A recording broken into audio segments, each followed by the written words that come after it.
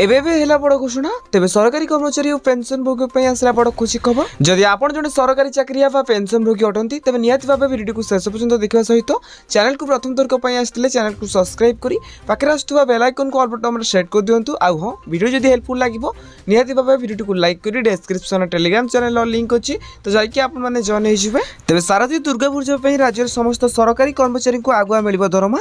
आज अर्थात सेप्टेम्बर मासर दरमा 26 तारिख रे प्रदान करा पई माननीय मुख्यमंत्री मोहन चरण माझी निर्देश देते। तेबे सूचना अनुसार राज्य समस्त सरकारी कर्मचारी को मासर शेष कार्य दिवस रे दरमा मिलुता बेले दुर्गा पूजा एथर आग दरमा देवाई सरकार निर्देश देते। कारण आसंता 27 तारिख राज्य समस्त सरकारी कार्यालय छुट्टी रहिबो।